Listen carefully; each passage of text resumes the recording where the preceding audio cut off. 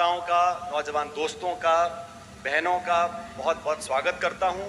और ये सभा आज जो हो रही है उसका उद्देश्य बड़ा स्पष्ट है।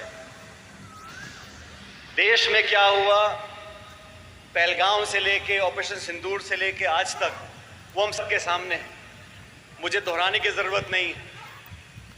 लेकिन इस देश में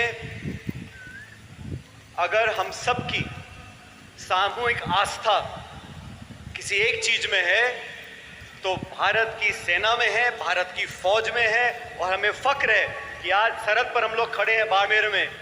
यहाँ से पाकिस्तान बहुत दूर नहीं है। यहाँ के रेगिस्तानों में हमारे सैनिकों ने खड़े होकर जो शौर्य का प्रदर्शन दिखाया और 9 आतंकवादी अड्डों को जो ध्वस्त किया, मैं हमारी सेना को साधुवाद देता हूँ, धन्यवाद देता हूँ कि अपनी जान की परवाह किए बगैर उन्होंने हम सब के मान सम्मान की रक्षा करी है। 26 निर्दोष निहत्थे सैलानियों को नाम पूछ पूछ कर मौत के घाट उतारा। वो भारत की अस्मिता पर आक्रमण था, वो आतंकवादी घटना नहीं थी, वो भारत पर आक्रमण था। उसका मुंह तोड़ जवाब हमारी सेना ने दिया। मैं सेना को धन्यवाद देता हूं, हमारे फौजियों को धन्यवाद देता हूं। और सेना के साथ साथ उन सैनिक के परिवारों को जिन्होंने अपने बच्चे बेटों को हमारी रक्षा के लिए सरहद पर भेजा है, मैं उन परिजनों का धन्यवाद देना चाहता हूं। पूरा देश धन्यवाद देना चाहता है। और ये सभा, जय हिंद सभा, हमारी पार्टी पूरे देश में कर रही है ताकि सेना को सलाम कर सकें, उनके पराक्रम और शौर्य को मान सम्मान दे सकें। इतिहास गवाह है, जब जब देश को ललकारा गया है हमारी सेना ने दुश्मन के दांत खट्टे किए हैं। दोस्तों, मुझे कहने में कोई संकोच नहीं है, इस देश में अलग अलग पार्टियां हैं। आज सरकार बीजेपी की, हम विपक्ष में हैं। एक समय था जब देश की संसद पर आतंकवादियों ने हमला किया था, वो भी पाकिस्तान ने करवाया था। वाजपेयी जी प्रधानमंत्री थे, सोनिया गांधी जी नेता प्रतिपक्ष थी। उन्होंने सदन के पटल पे खड़े होकर बोला था कि वाजपेयी जी, हम आपके विरोधी हैं, हम विपक्ष में हैं, लेकिन आज लोकतंत्र के मंदिर पर हमला हुआ है, देश को जवाब देना पड़ेगा, हम आपके साथ खड़े हैं।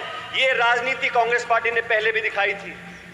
उसी परंपरा का निर्वहन करते हुए 22 अप्रैल को राहुल गांधी जी और खड़गे जी ने कहा, पहलगाम में पाकिस्तान ने दोबारा दुस्साहस किया है। इनको मजा चखाने के लिए पूरे 140 करोड़ की आबादी वाला मुल्क, संपूर्ण विपक्ष, हर एक दल सरकार के साथ खड़ा है। हमने नहीं पूछा कि एलओसी से 400 किलोमीटर दूर पहलगाम में वो आतंकवादी घुसे कैसे। हमने नहीं पूछा कि चूक कैसे हुई। आज देश पर घाव हुआ है, हमारी माता बहनें विधवा हुई हैं। आज हमें बदला लेना है। पूरा देश एकजुटता से खड़ा रहा और हमारी सेना ने वो कर दिखाया जो हमें उम्मीद थी। लेकिन अचानक अमेरिका के राष्ट्रपति घोषणा करते हैं कि मैंने युद्ध विराम करा दिया। किन शर्तों पर कराया? व्यापार का लालच दिखाकर, कश्मीर पर मध्यस्थता कर कर। उसका खंडन सरकार ने आज तक नहीं किया। इतना बड़ा मुल्क, थोड़े मोड़े व्यापार के लिए हम युद्ध विराम कर सकते हैं? अगर नहीं तो सरकार को जवाब देना चाहिए। मैं आरोप नहीं लगा रहा हूं, लेकिन स्पष्टता होनी चाहिए। आज कश्मीर पर चर्चा करना चाहते हो, मुझे खेद है दोस्तों, दुनिया के तमाम मुल्कों ने जब युद्ध विराम हुआ, किसी ने आतंकवाद का जिक्र नहीं किया, किसी ने पाकिस्तान समर्थित आतंकवादियों का जिक्र नहीं किया, भर्त्सना नहीं करी। वो पाकिस्तान जहां उसामा बिन लादेन मारा गया, जहां असद मसूद जैसे आतंकवादी रहते हैं, पूरी दुनिया जानती है। फिर भी जो भर्त्सना करनी चाहिए थी दुनिया के देशों को, वो नहीं करी। चीन खुलकर पाकिस्तान के साथ आ गया और रूस, हमारा सबसे पुराना दोस्त, उसने आतंकवाद की चर्चा नहीं की। हमारा मुद्दा आतंकवादियां हैं, हमारा मुद्दा निर्दोष जाने हैं। ये चर्चा कश्मीर पे करना चाहते हैं। इसीलिए हमने कहा एक विशेष सत्र बुलाना जाना चाहिए। 1994 में लोकसभा और राज्यसभा में सर्वसम्मति से ये रेजोल्यूशन पारित किया गया कि जो पाक अधिकृत कश्मीर है, पीओके, वो भारत का हिस्सा बनना चाहिए। ये प्रस्ताव सर्वसम्मति से पारित किया गया 94 में। आज वो समय आ गया कि दुनिया के 200 देशों को पता होना चाहिए जब कश्मीर की बात आती है, आतंकवाद की बात आती है, भारत की अखंडता की बात आती है, पूरा देश एक है। अभी इतने सारे डेलीगेशन दुनिया के देशों में गए हैं, कितना बेहतर होता हमारा सत्र बुलाया जाता, यहाँ से एक आवाज निकलती कि पूरा देश एक है और हम आतंकवाद से कोई समझौता नहीं करेंगे। कांग्रेस हो, बीजेपी हो, सब मिलकर एक बात बोलते और फिर ये डेलीगेशन जाते दुनिया में, उनकी बात का वजन बनता। वो सत्र बुलाया जाना चाहिए था। सरकार में बैठे लोग, कर्नल सोफिया कुरैशी गुजरात से आती हैं, उनकी तीसरी पीढ़ी फौज में काम कर रही है। विंग कमांडर नियोमिका सिंह, इन दोनों बहादुर महिलाओं ने किस खूबसूरती से, किस बहादुरी से पूरी सेना का विवरण किया, हमारा सीना छाती से फूलता था। और वो लोग जो शपथ के संविधान के बैठे हैं, मध्य प्रदेश के इस मंत्री ने क्या शब्द बोले कर्नल सोफिया के लिए। सुप्रीम कोर्ट को आदेशित करना पड़ा, लेकिन बेशर्मी की सारी हदें पार कर दी, आज तक उसका इस्तीफा नहीं लिया गया। मध्य प्रदेश के उप मुख्यमंत्री हो, हरियाणा के राज्यसभा के सांसद हो, मजाक उड़ाते हैं वीरांगनाओं का, हमारी सेना का, और आप कुछ बोलते नहीं हैं। भाजपा के शीर्ष नेतृत्व को माफी मांगनी चाहिए और बाहर निकाल देना चाहिए ऐसे लोगों को जो मंत्री बना के आपने बैठे हैं।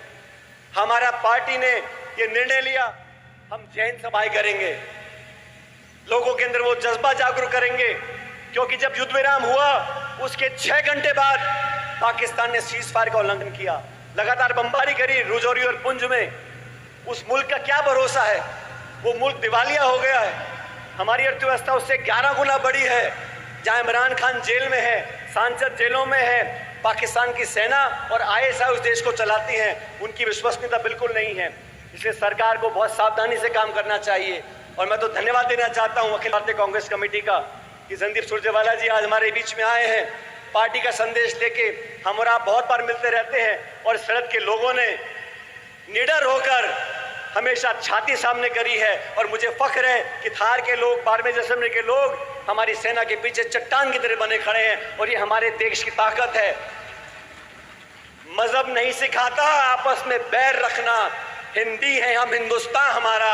ये जो हमको तोड़ना चाहते हैं मजहब के नाम पर, उनको मुंह तोड़ जवाब देना बहुत जरूरी है। ये घुसपैठी है, ये पाकिस्तान समर्थक आतंकवादी सिर्फ देश में दोफाड़ करना चाहते हैं मजहब के नाम पर, हम उन्हें कभी कामयाब नहीं होने देंगे। मैं धन्यवाद देना चाहता हूं जिला कांग्रेस कमेटी को, प्रदेश कांग्रेस कमेटी को, हेमाराम जी को, हरीश जी को, मिताराम जी को, सबको मिलकर यहाँ आमंत्रित किया। और यहाँ से एक बुलंदी की आवाज जाएगी कि जय हिंद समाओं के माध्यम से पूरी कांग्रेस, पूरी जनता सेना के साथ खड़ी है, देश के साथ खड़ी है, और आतंकवाद से हम कभी समझौता नहीं करेंगे। यहाँ के लोगों ने बहुत समय देखा अच्छा बुरा, बिजली पानी के क्या हाल है आप जानते हो। परसों से बिजली कटी हुई है, उनको पता था कांग्रेस के नेता आ रहे हैं तो बिजली गुल कर दो। यहाँ के लोगों से दुश्मनी क्यों निकाल रही है सरकार, मुझे मालूम नहीं है। डबल इंजन की सरकार है, लेकिन फिर भी विकास ठप पड़ा है। आने वाला समय आप लोगों का है, समय बदलेगा। लेकिन आज सब इतनी कड़ी धूप में यहाँ पर आए हो, मैं आप सबका पुनः धन्यवाद करता हूँ और उम्मीद करता हूँ कि आज जो यहाँ से संदेश गाँव और घर घर में जाएगा, वो सेना और देश को ताकत देगा। बहुत बहुत धन्यवाद। राम राम साहब। धन्यवाद आदरणीय पायलट साहब। अब इस जय हिंद सभा को संबोधित करने के लिए